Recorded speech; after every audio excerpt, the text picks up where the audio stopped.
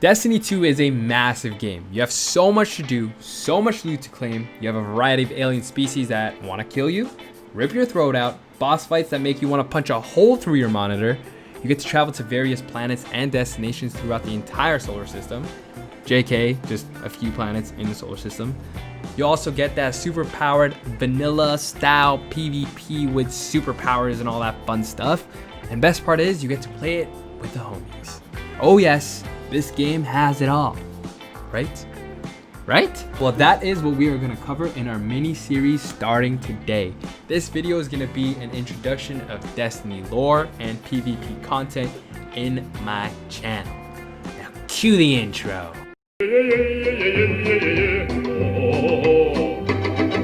Destiny 2 and Vanilla Destiny has a mixed bag of players. You got the lore seekers, the PvP pros, and you got the PvE dudes and dudettes who want to chill and just collect stuff. And I know I oversimplified these categories, but this is how we are gonna cover Destiny in our series. And today in our video, we will cover the lore seekers. So what does it even mean to be a lore seeker? I don't even know if that phrase makes any sense, but it's my video, so let me explain. These people play Destiny because they want to experience a game full of rich backstories. They're the people who look for the tiniest of Easter eggs because to them, it makes the biggest difference. It can literally change the game for them. I personally will go through the entire campaign trying to unravel more and more about this damn traveler. All the while looking for any snippet of information, like, I don't know, let's say, who made the Exos? What the hell was the Speaker's job? What's the deal with the Awoken? And more stories about Ikora being a badass in the Crucible. Simply put, I am one of these people. I started playing Destiny because as a kid, I grew up being entranced by the world of Halo that Bungie created. And so I craved for more. Destiny promised so much mystery, so much lore that I could not resist. Now, just a fair warning to try and keep this video concise, there are going to be a lot of oversimplifications. This is because I don't want this video to become a massive lore episode. If anything, this will be an introduction of Destiny lore and Destiny content in my channel. Now back to the examples. Some examples of Destiny revealing cool lore is the explanation of the origin of the Titan symbol and what it has to do with the Battle of Six Fronts. This story explains why Shaxx and Saladin have their own crucible and why Shaxx, Zavala, and Saladin have a weird love triangle going on. Another example is when a room revealing the then deceased Saint 14 was shown, giving you context on the exotic helmet the Titan class can put on. These stories are cool and they connect to something. Zavala, Shaxx, and Saladin ended up becoming legendary heroes of this fight. Now, Zavala, the de facto commander of all Guardians, sends you out on strikes. Meanwhile, you have Shaxx, whose crucible is meant to train Guardians and entertain civilians. Lastly, you have Saladin, who mentored both these Titans. These stories are intriguing because they are smaller stories that are part of the bigger picture. One sends you on strikes to kill enemies, and two of them train you via their own crucibles. Now I know this is a lot of Titan class examples, and the reason for that is I main a Titan. So deal with it, hunters. These are the kind of lore and backstories that I think interest other lore seekers, because it makes sense. It isn't random. It connects to what the developers want us to care about, which is this traveler, or for now, the pyramids, the darkness. I also remember the first time I learned about the exotic armor and exotic weapon lore. This was another turning point for me. For the most part in every game, I just viewed weapons as weapons. But the fact that there was an entire story behind each one was cool. However, this was also where I started to see that maybe there just might be too much lore that isn't connecting. And if lore doesn't connect, it just becomes random info. For instance, the Helm of Saint 14 connected because of that one mission on Mercury when you actually see his grave. We also find out more about Osiris and his relationship with Saint. They also explain that at one point, Osiris was the commander of the Vanguards, and that he mentored Ikora, and that his BFFL was Saint 14. The reason why he died was he was out there trying to recover Osiris. So here comes the problem with all this information. Why is it that now, 3 generations of Vanguard commanders, we have Saint 14, Osiris, and Zavala, they know absolutely nothing about the Traveler, and they know little about the collapse. Why doesn't Osiris go back in time to when the collapse happened instead of playing around with the Vex? I'm sure if he went back in time and figured out the history of the Traveler, he'd learn about why the Vex keep turning planets into some sort of Cybertron. So now, his story, although appealing, it disconnects itself from the main story, because now he's just out there in the worst planet in the game, playing Portal. It just seems off that Vanguard commanders literally know nothing about the darkness. Saint 14, Osiris, and Zavala offer little understanding of what is really going on. This just makes them being leaders totally useless. You're telling me we are following people that don't even know why we are really fighting. That's literally the blind leading the blind. And there you have it, wasted characters and waste lore. But wait, someone might say, Osiris is protecting the solar system from the Vex. Oh yeah, you're actually pretty right when it comes to that. However, even then he knows nothing about the Vex. He's been in Mercury for years now, and he still doesn't know why the Vex is evil. We just know they are bad because of the darkness, aka the Black Garden. It doesn't explain why they have beef with the Traveler, just that the Traveler is light and the Vex are darkness. This is a common theme. Bad guys are bad and good guys are good. It's too simple and childish of a game developer that introduced twists and surprise endings in an FPS game. I guess maybe you were expecting too much. I'm not too sure. Alright, so I learned in school you start from the good, then you work your way to the ugly. So where do we stand 6 years later from Destiny's first release?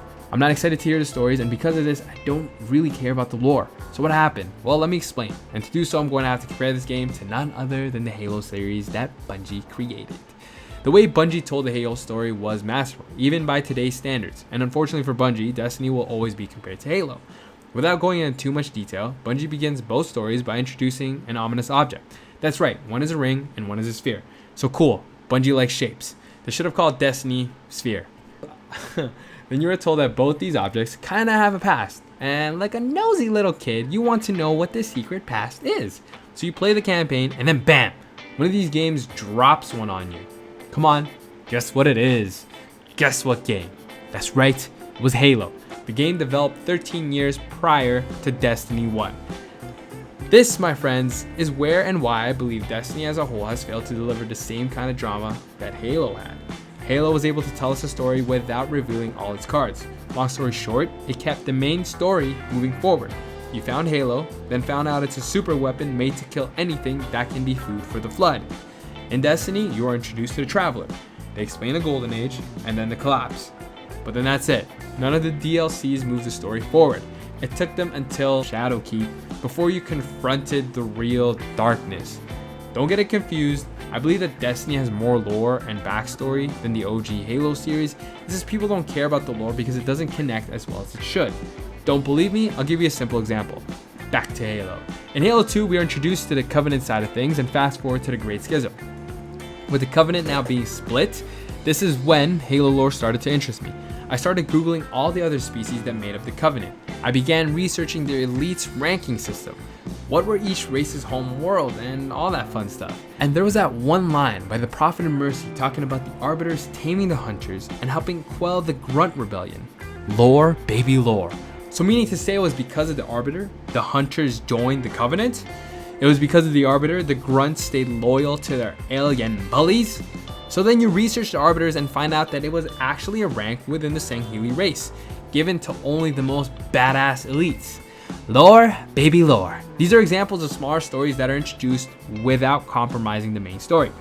In Destiny, they explain each enemy race kinda wants you dead because of the light, and they are darkness, except maybe for the Fallen, because apparently the Traveler once graced them with their presence. So I guess that's why it makes sense that they're Fallen. Anyways, wait. I'm sure there are more in-depth explanations, but while conducting a quick search on this topic, for the most part, this is the case. The Covenant are at least a delusional group of religious idiots who think the rings will bring this great journey about, and it's your job to stop them. Halo, its divine wind will rush through the stars, propelling all who are worthy along the path to salvation. Meanwhile, back in the tower, you are a guardian protecting the Traveler because the enemies are aligned with the darkness, just as you are aligned with light. That's the main story. You conduct raids to stop these bad guys from getting their way so they aren't able to take over via their darkness. Long story short, the main plot doesn't move forward and none of the DLCs connects in a cohesive manner. That is honestly useful to any of us. After each raid, you still don't know what the darkness is. what the Traveler really is, and what caused the collapse, and so on. So many unanswered questions.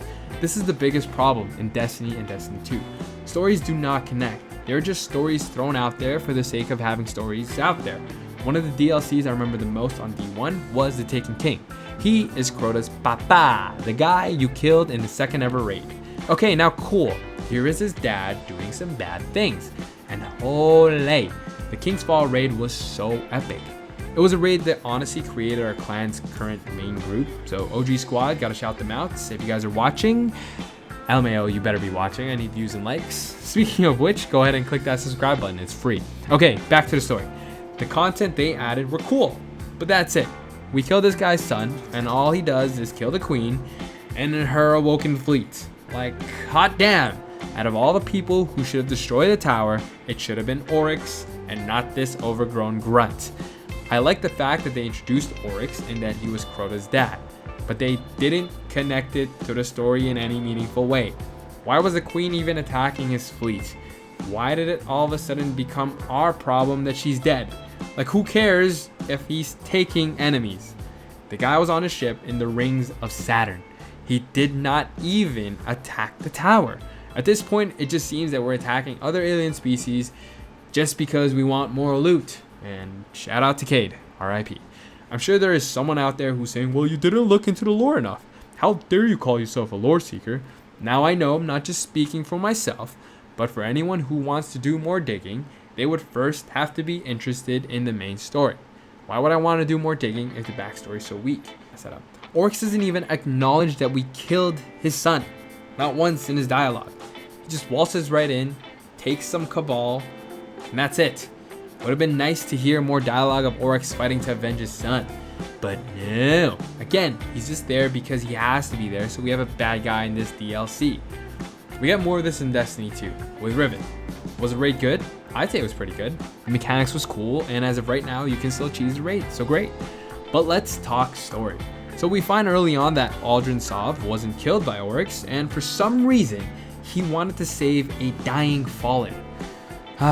Riven, and Amkara grants his wish, so great. Let's pause here. Why did he want to save a random Fallen?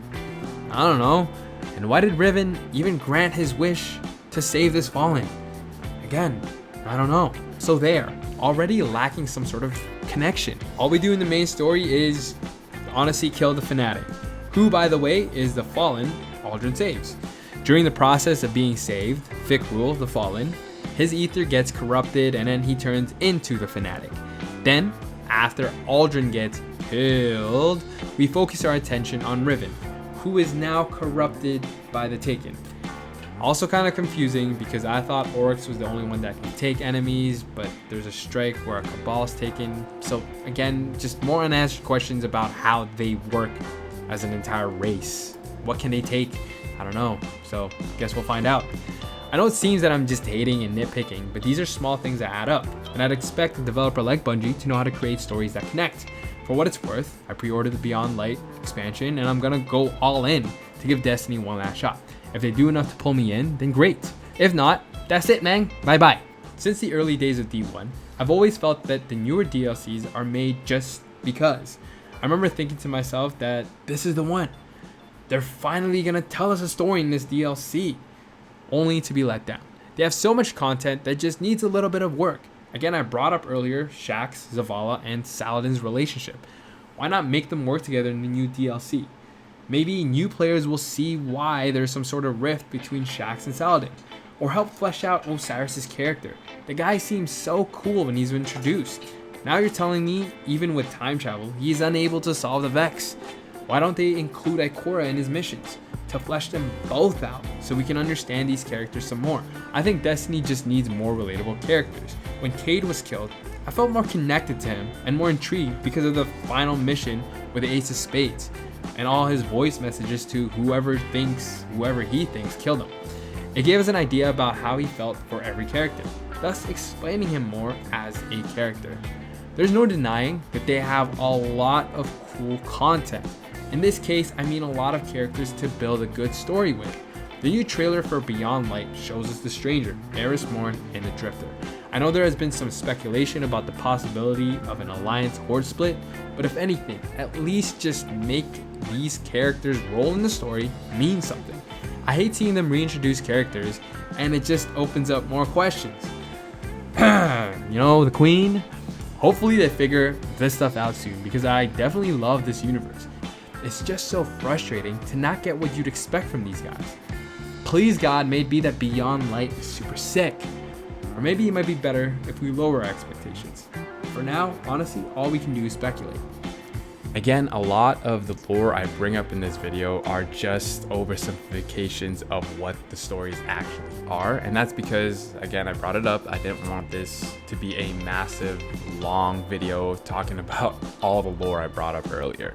So while I was writing the script, I decided that screw it, I'm going to be making lore videos on different topics, different characters on Destiny, because again, I'm all in for the time being, and hopefully some of these stories will interest you guys, because I know for the most part they're interesting to me, as long as again they are relevant to the story and to the current theme or season of whatever Destiny and Bungie is trying to. So if you guys want more of that, make sure you subscribe to the channel, and I will also be doing a lot more PvP stuff, so stay tuned for more. For now, I'll see you guys next time. Bye.